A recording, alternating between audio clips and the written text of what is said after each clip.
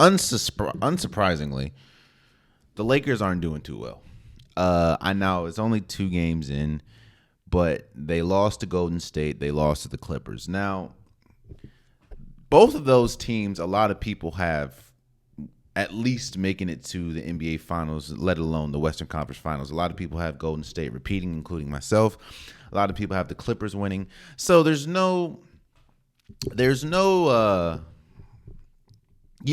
games you're expected to lose. Golden State had their ring night. It's the Clippers, how deep they are. So the Lakers weren't really expected to lose, or expected to win those games. But sometimes you can say that it's too early for criticism. Sometimes you can say it's too early what we're seeing, but no. What we're seeing from the Lakers is exactly what we thought we would see. Let me the Lakers, let me first say I am shocked that Rob Pelinka got extended.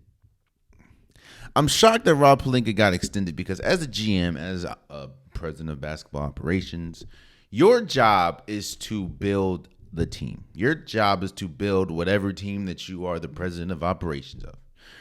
Your job is to bring in pieces that can work together to get to the ultimate goal.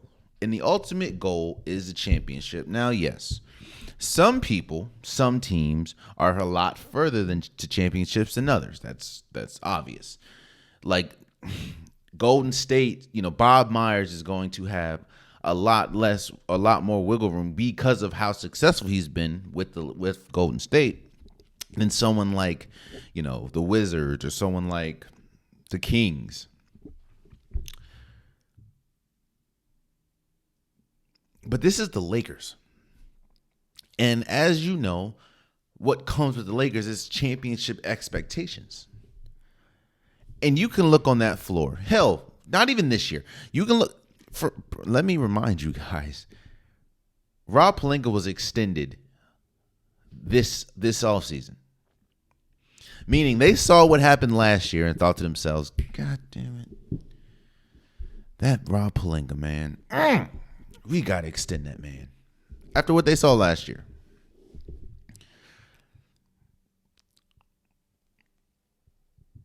When you look at this Lakers team, they're nowhere close to a championship. They're nowhere close. They're closer to a lottery team, even with LeBron James and Anthony Davis, than they are to a championship, in my opinion.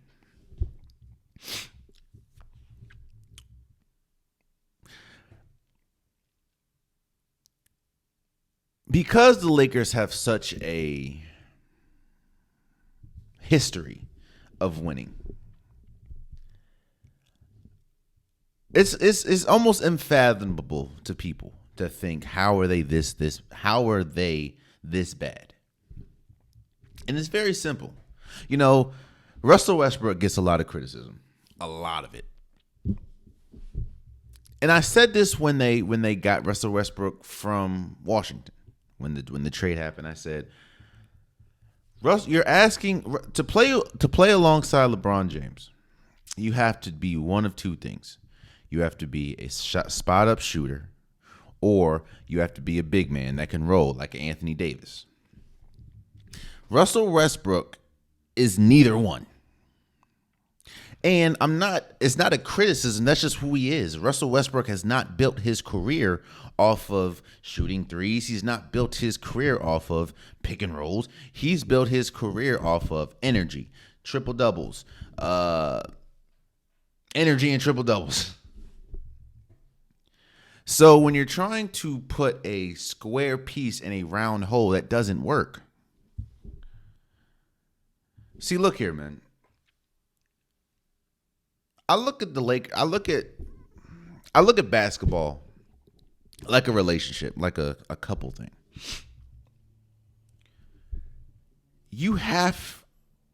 A relationship's not going to work if you're not you're not gelling. And in order to gel, both people have to want to gel. And when I say both people, I mean team and player. When you look at this Lakers team, you have a bunch of pieces: Patrick Beverly, Kendrick Nunn, Russell Westbrook, Anthony Davis, LeBron James, Lonnie Walker the fourth, or whatever the number is. Apologize for messing your name up if it is not the fourth. None of these pieces go together. And the thing is, fans knew this. Analysts knew this. Hell, I think the team knew this. Except Rod Pelinka. But Rod Pelinka was the one that got extended. I think Russell Westbrook is unfairly criticized. Let's say that. I think Russell Westbrook has flaws. That's without saying.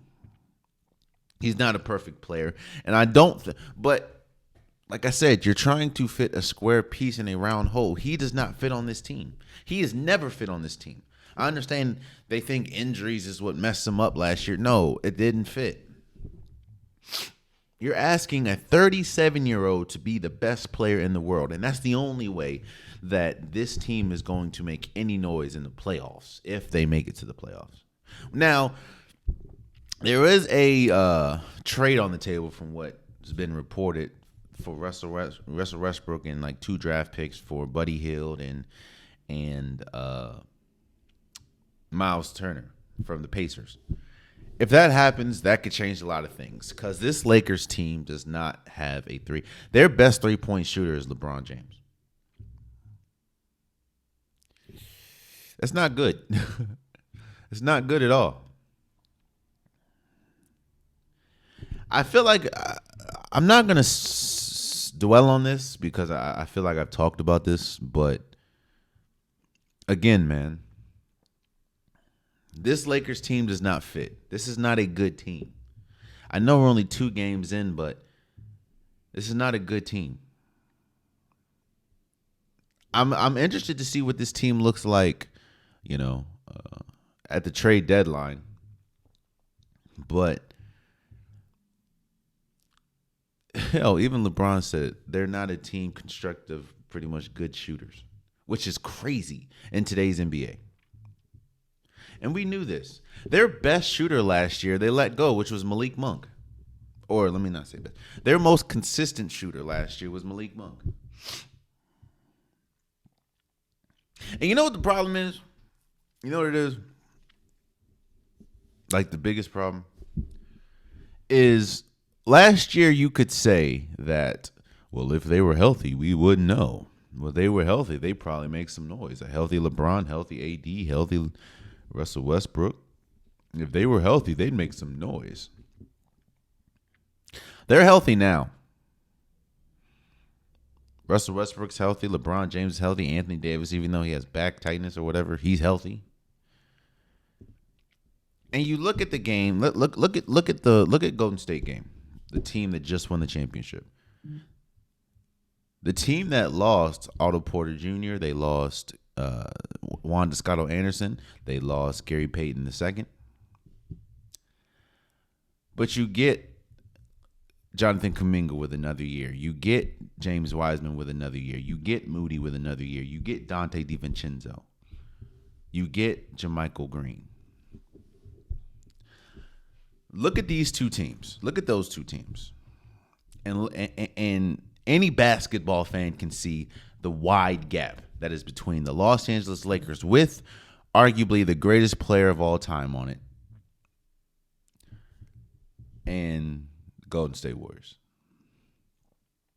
Hell, it was a close game because I think that it really felt like the Clippers were BSing. But you also got to realize the Clippers introduced 2 players that haven't played in years. And that is John Wall, who I think had 15 points. Shouts out to you. And Kawhi Leonard, who came off the bench because apparently his knee still isn't 100% ready.